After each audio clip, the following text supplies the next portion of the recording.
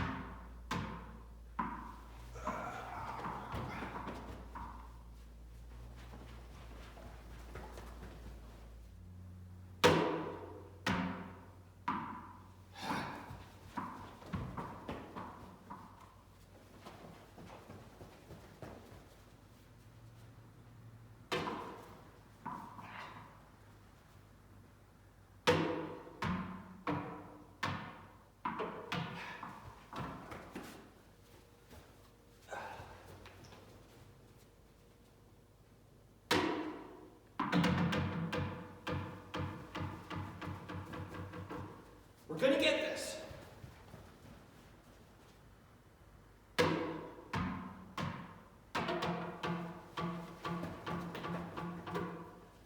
Eventually.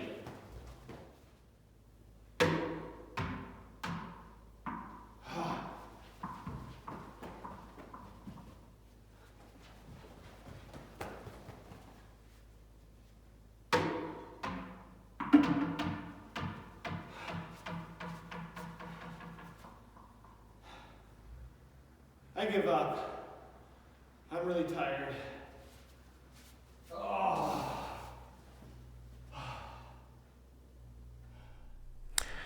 Well, it turns out that this is a lot harder than I thought it would be. And to be honest, I'm not nearly as good at this as I thought I would be. But that's probably a good lesson for me to learn. And if one of those people were here today who are really, really good at this, it would be even clearer to me just how not good I am at this.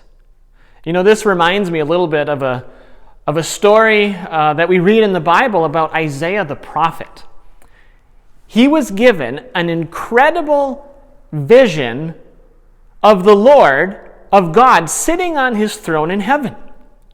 And it says that there were angels surrounding this throne, and they were saying, "Holy, holy, holy is the Lord Almighty. The whole earth is full of his glory."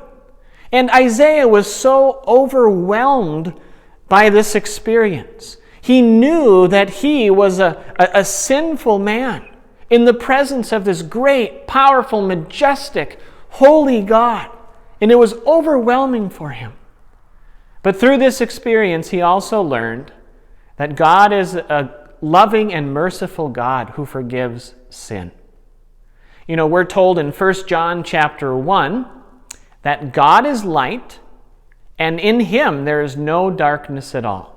That's another way to say that God is perfectly holy. There's nothing sinful about God.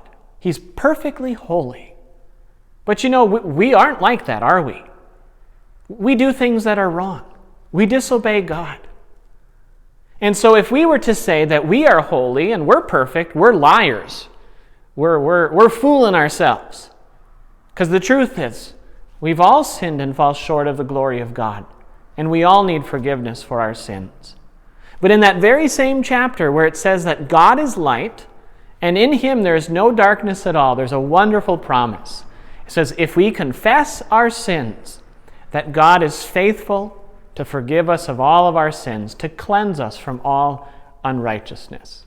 That's some really good news, isn't it? Because we need that cleansing. We need forgiveness. And the reason why we can have the forgiveness of all of our sins is because Jesus has come and paid the price for our sins.